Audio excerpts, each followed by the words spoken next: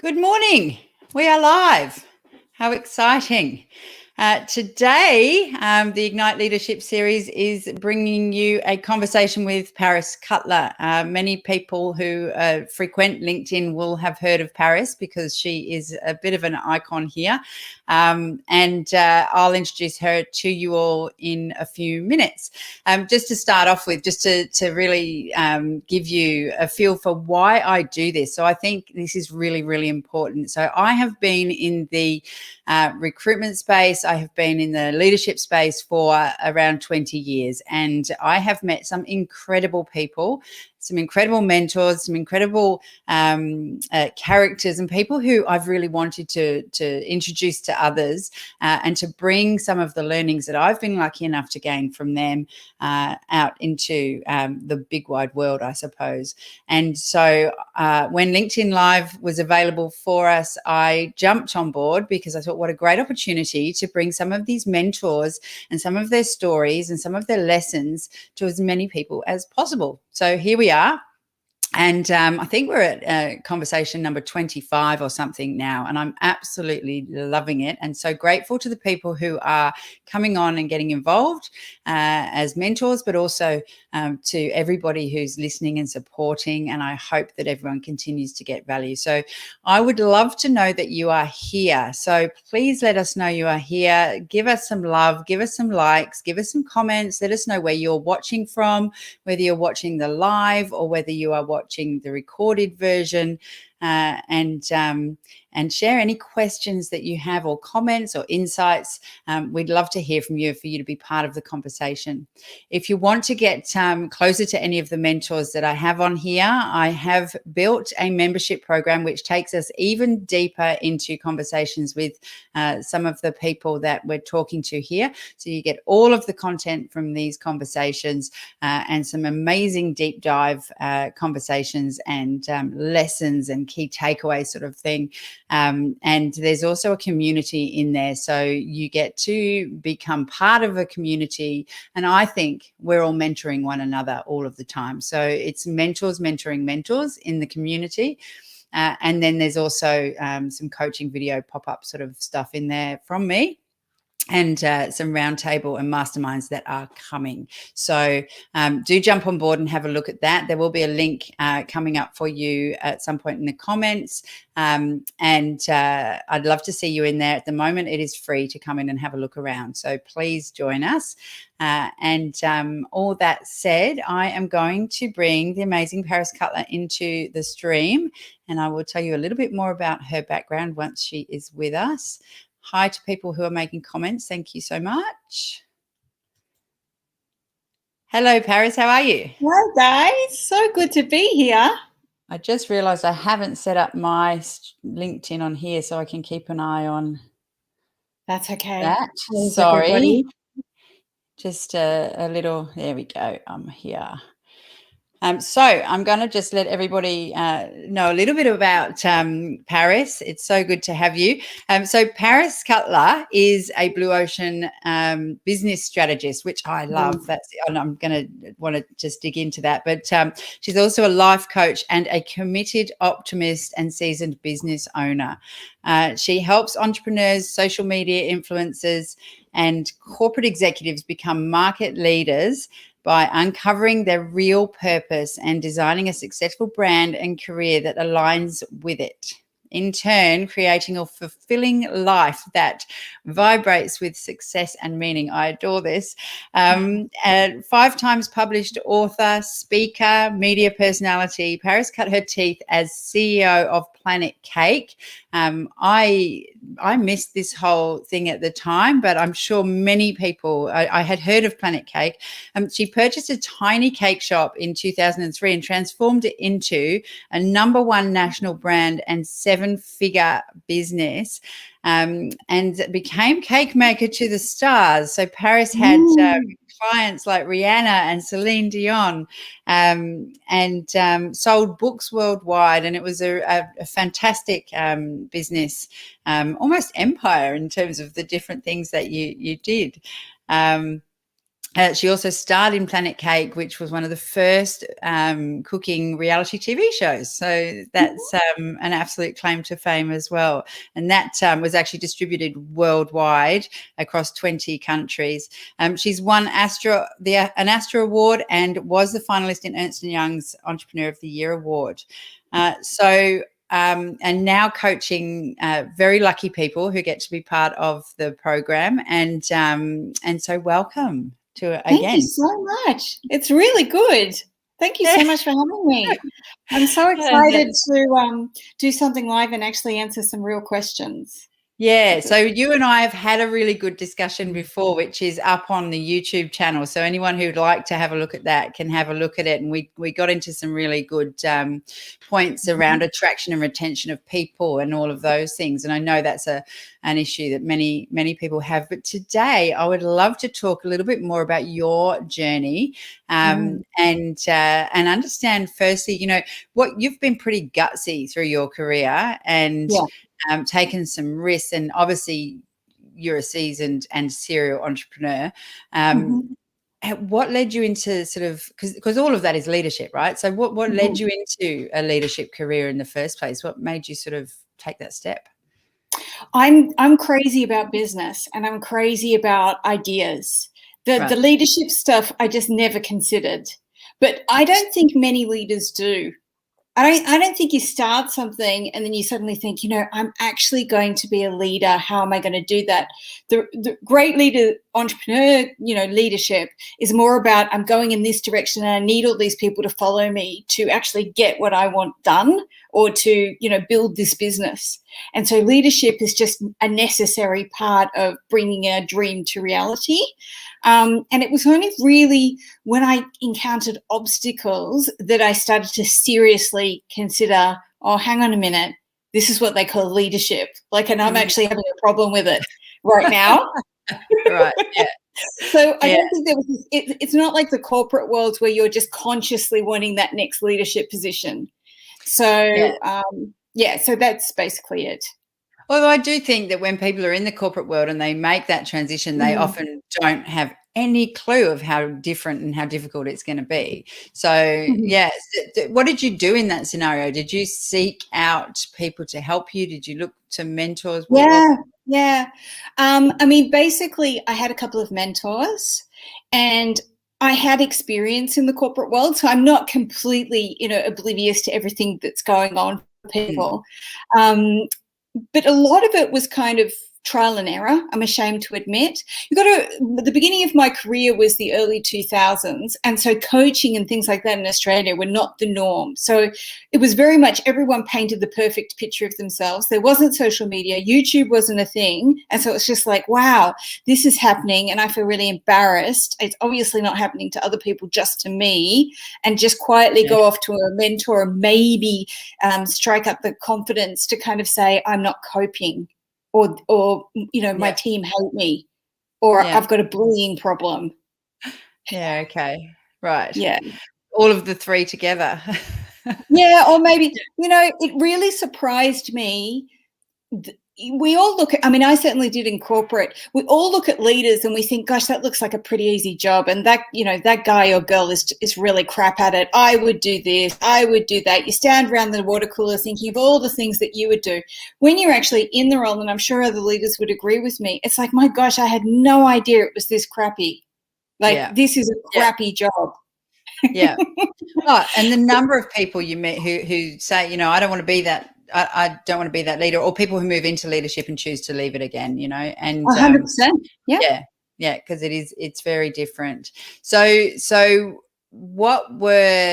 me a little bit about, so you sought out some mentors, you were working through trial and error, which I don't think is a bad thing. I just think, when you've got other people you can look up to, you can kind of fast track things a little bit. Because you don't have to make the mistakes to get to the outcomes. But you hear a lot now coaching is more prevalent, that about how failure is the food of growth. Yes. I see where you're heading. So I had an experience right in the first 2 years of owning my first business, which set me up for success. And it was a dramatic and incredible failure.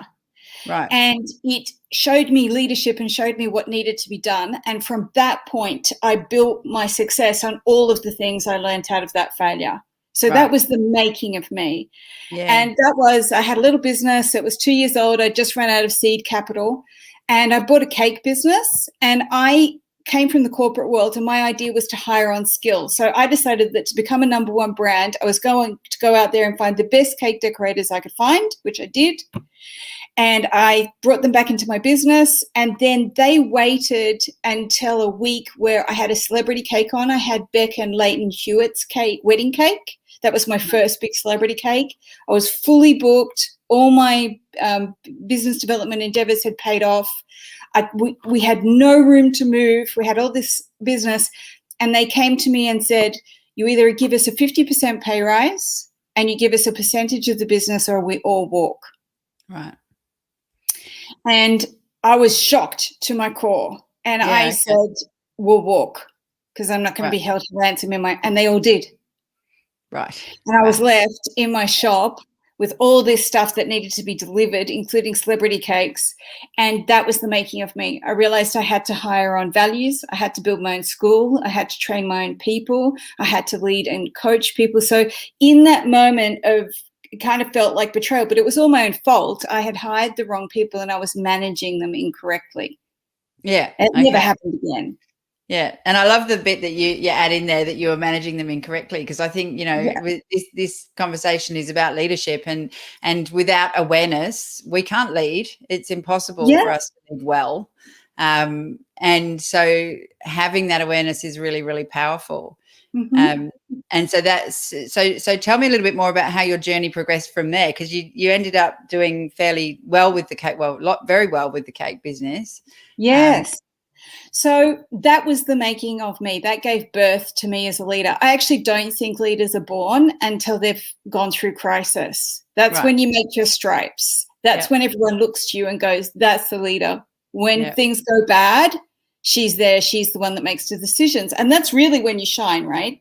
Yeah. When everything's going good, it's a collective, we all take collective responsibility for that. But when everything's going bad, it's on the leader's shoulders. Yeah. So that gave birth to me. From there, I built the Planet Cake decorating school, which went on to train over 6,000 people and also trained my staff and made me millions of dollars. But the reason I set up that was, and when I say made me millions of dollars, I just mean in terms of turnover, not in terms of bragging, but just in terms of, it was an accident that I built that business just to create culture. And then I started training my own people.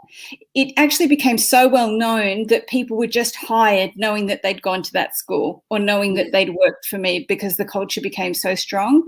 I also created this culture where it was okay to fail. I realized it was really important to train people up and give them the freedom to fail in my business, and that I would catch them. There was two parts of that. You had to be accountable. If you stuffed up, you had to come to me and say, I've stuffed up, this has happened. Yeah. But I would also catch you if you failed. Yeah. And out of just that single commitment, we had the greatest innovation in the food industry at that time, certainly in cakes, and we led the world in terms of cake innovation. Now, I know that doesn't mean anything to anybody here, but it just means that it set us up as probably, a well-known global brand in that industry.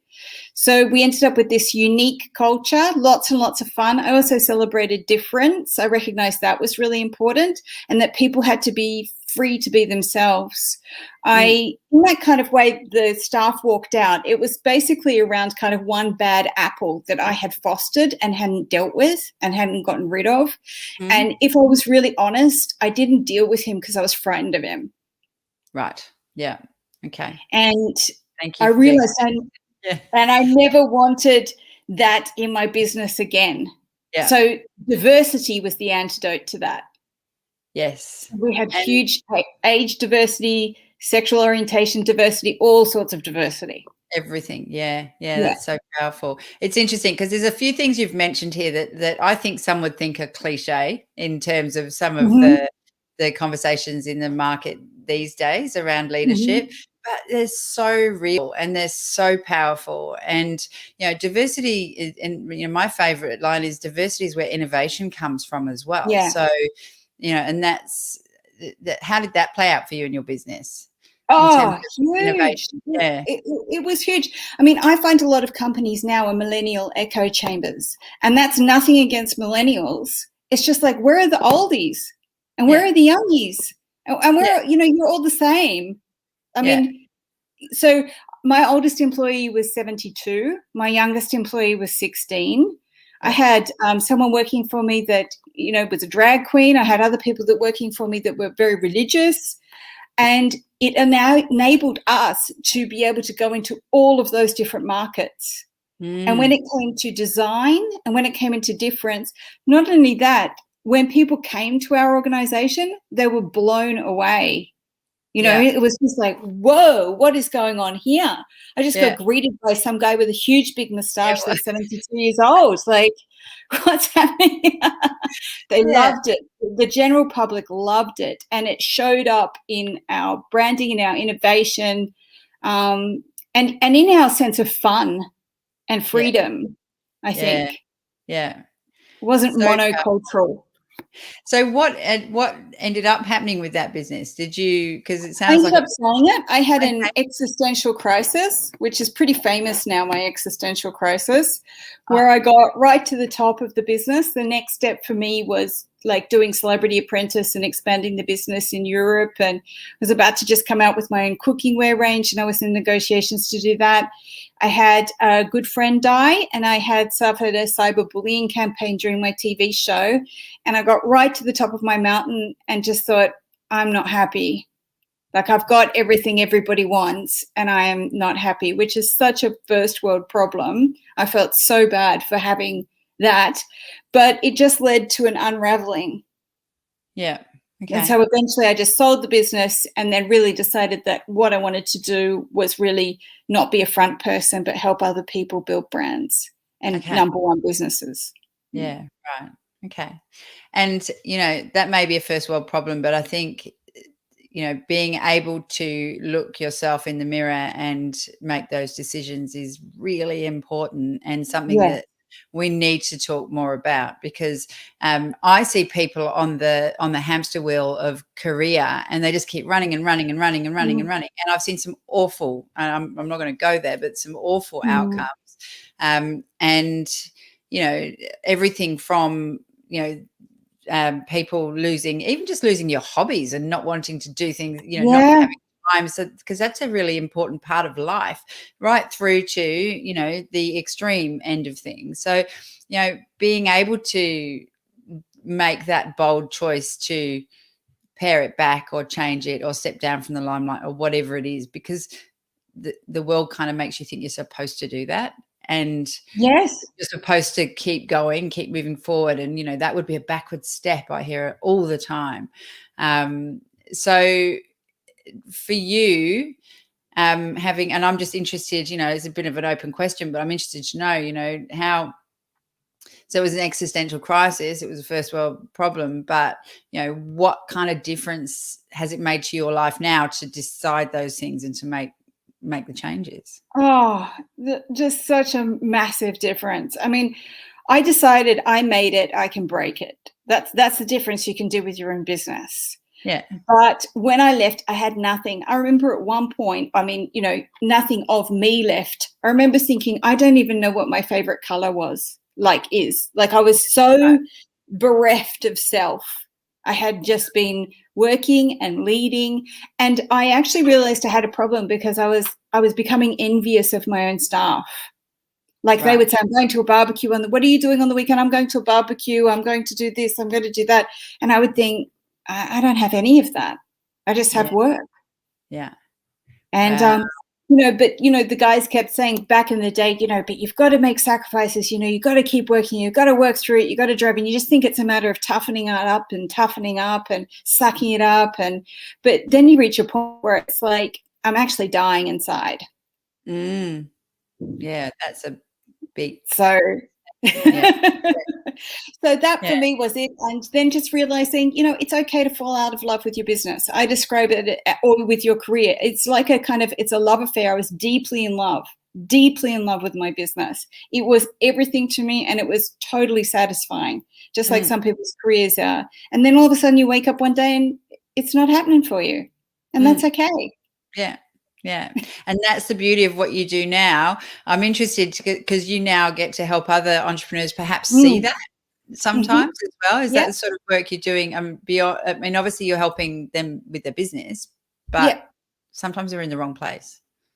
Yes, so my job is to go in. I often go into businesses that are usually fairly well established, because what I've understood is a lot of people are there for the startup, and not many people are there for seasoned entrepreneurs that have been in there for a while.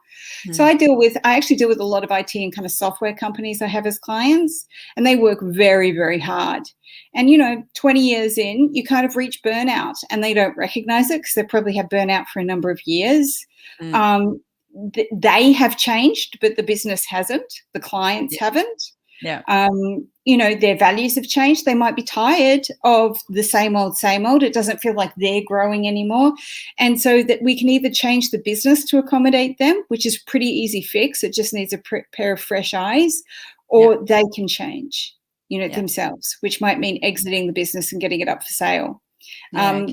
But there's a process I go through, and a lot of that is values-driven, goals-driven, deep kind of work stuff. And then the other part is, the majority of time is, we can alter the business in a way that still fulfills all the monetary, trappings that you've become used to, but in a way that's a lot more fulfilling. And I actually got that idea from the founder of Tom's, Tom's Shoes.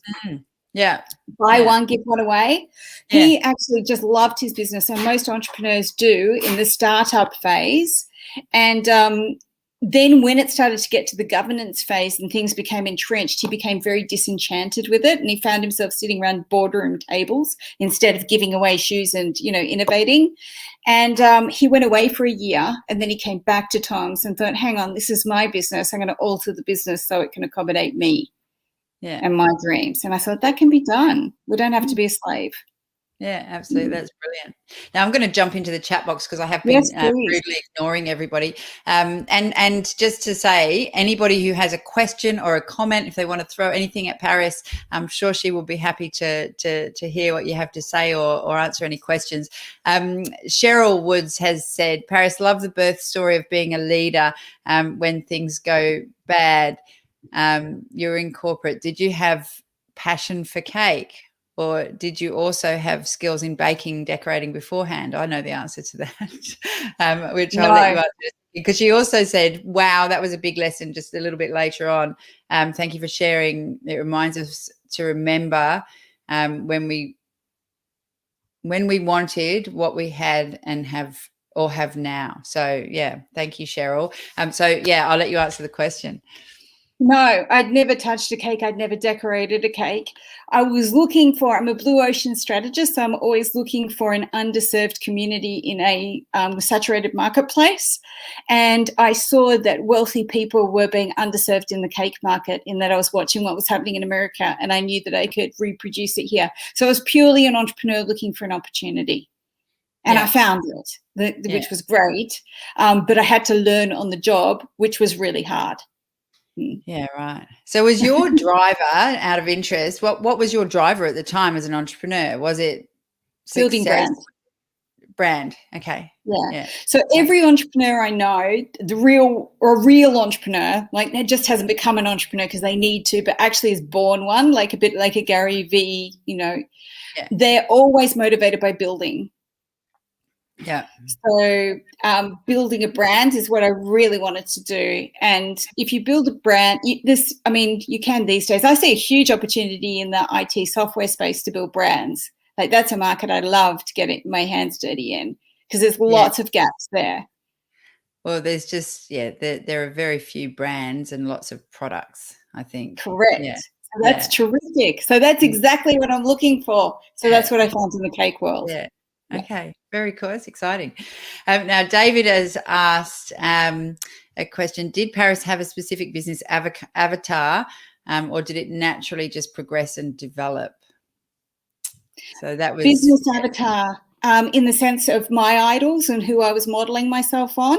I think he's referring to the people that you were targeting in the cake company, because obviously you ended up being cake maker to the stars. Yeah. Was that?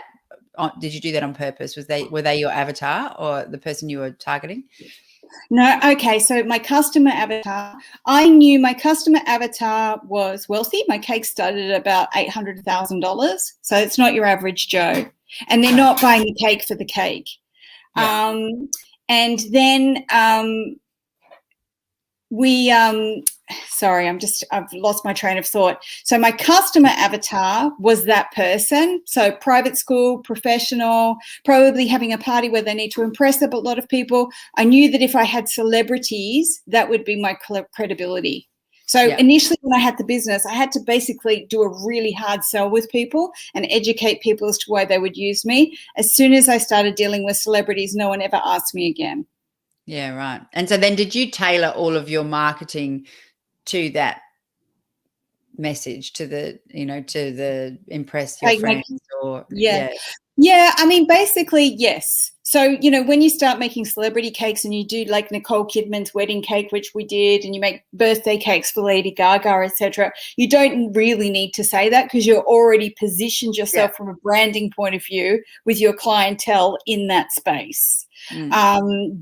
And the cakes I should put some photos up on LinkedIn. They were pretty next level. So, for example, we created a 1.3 ton opera house cake. The most expensive cake we had was for a Chinese billionaire's wedding, which was $48,000 Australian, just one cake. So, we're getting into, this is rich people's world, rich people's territory, which most people don't see. And it's not stuff you see on social media, not those type of people, the real ones that don't have a digital footprint. Right. So those guys, they talk. And it's all by referral. And so they turn up to all the same parties. So all the people that turned up to the Chinese billionaire's wedding, they all then become my clients. Yes. Right. Yeah. And so is that the same thing that you use now in terms of building a brand, let's say for an IT company? Is the focus on building a referral base and that sort of thing? 100%, different of course. Okay.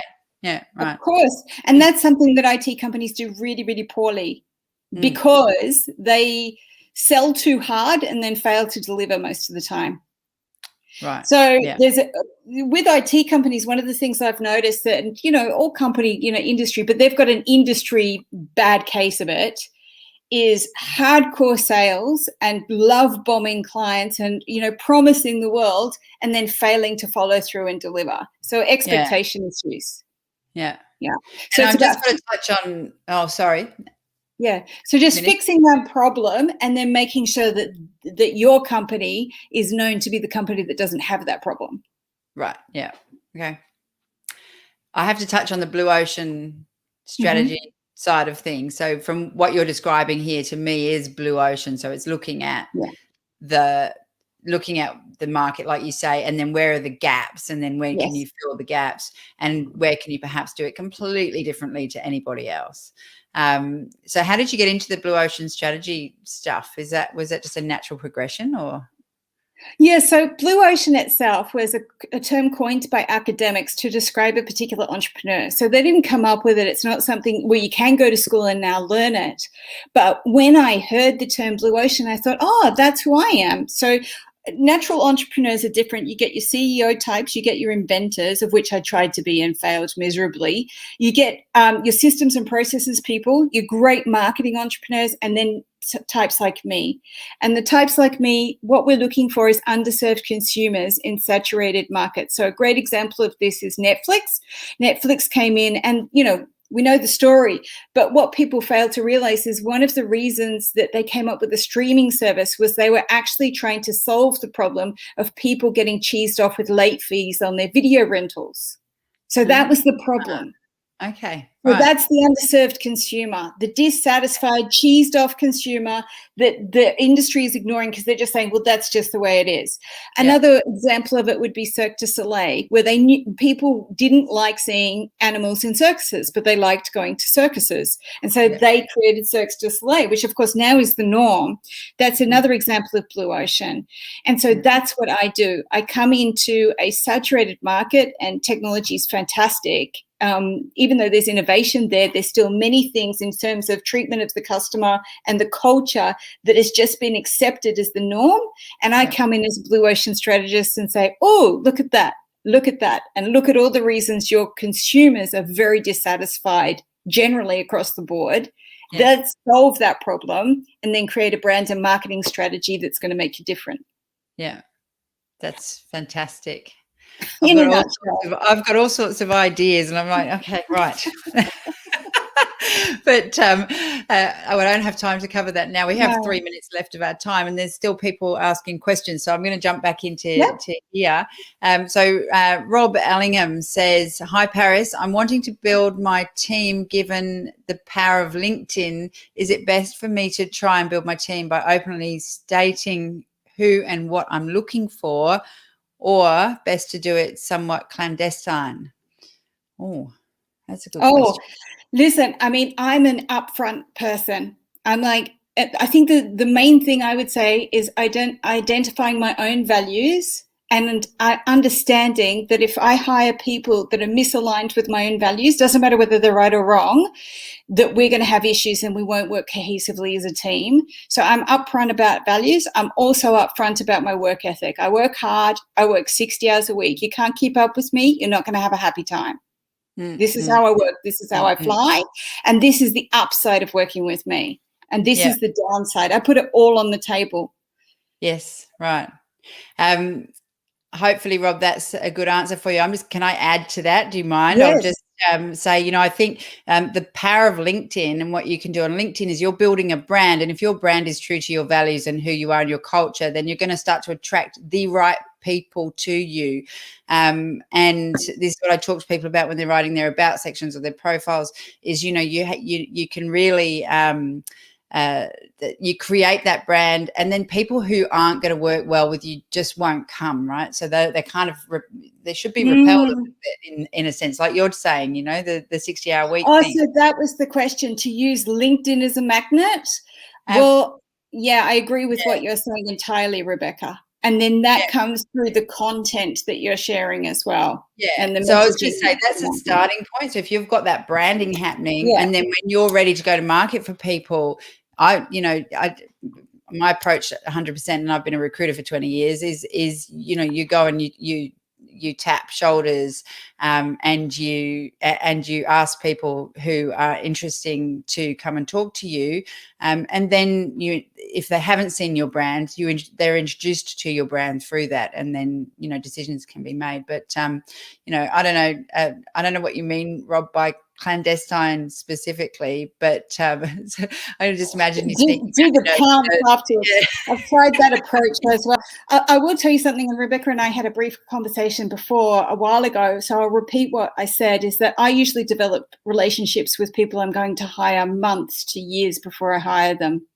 So I've already got my eye on people a long time before I bring them across, and I've already developed a lot of rapport with them, and they understand how I work, and it gives me a long time to assess whether they'd be a good fit or not. Because I think you only can really assess people when they're under extreme stress, they've got power, or there's a crisis. And so being able to watch people for a period of time and see them getting a little bit tested gives you everything that you need to know.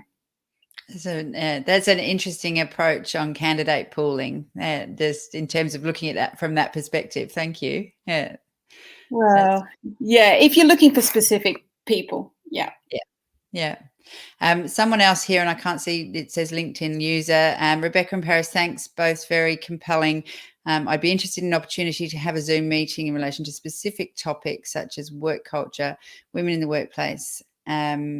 Thanks again. Best regards, Kathy. So Kathy, we'll come back to you. Thank you so much for joining us, and we'll definitely reach out and be able to connect up with you separately to this. We have reached 12:01. I always feel like I'm talking really fast and I can run out of breath because we've so much to pack in. So, look, I think you've shared some amazing insights today. Thank you so much. I really appreciate it. I do have one last question that I'd love to throw at you, and that is, if you could only give one piece of advice to an upcoming leader or somebody in leadership who was trying to find success, what would that one piece be? Understanding your values and understanding where your natural talents lie. Because if you can find roles or projects that combine your values, such as mine are, work ethic, great gratitude, whatever it is, and your natural strengths, so mine is like around ideas and activating ideas, etc., then you will be in career mastery, and that's when you become a genius and everyone's got eyes on you. That's that feeling of just being in flow and everything just happening and you're just brilliant. When you're coming home every day and you're feeling drained, you're in the wrong job because you're actually working to your weaknesses. Yeah. Amazing. So make sure, and I mean, the Gallup Strengths Test is the best test to assess, or there's other profiling tools. And then always make sure that you're positioning yourself where you're strongest. Yes. Because that's when you'll shine. Yeah, absolutely brilliant. Thank you. I just think that, and the one word that comes to mind through this entire conversation for me is courage. And, is finding the courage to really look in the mirror and be honest with yourself and do what drives you and what makes your heart sing, as opposed to what you think you should be doing. Mm-hmm. And recognizing when you have reached that point, like you say, where, because you did the ideas thing at the beginning of your Planet Cake, but now you do it every day. And that's yes. A very cool thing. That's a very cool lucky. Thing. Yeah. Awesome. So thank you so much. Everybody is sharing their thanks in the chat. I don't know if you can see it. I don't know if you can see the chat. I can't, but thank you so much, everybody, for joining. Thank you. Yeah, I appreciate everybody's insights. As I said, if you'd like to get any closer to any of the mentors I have on here, please just jump in for free and have a look at the membership, because there's so much more in there for you as well. So thrilled to have everyone here. And I look forward to seeing you again next week. And I've done it again. I always forget to write down the name of next week's guest. So, I think... yes. It'll be someone fabulous.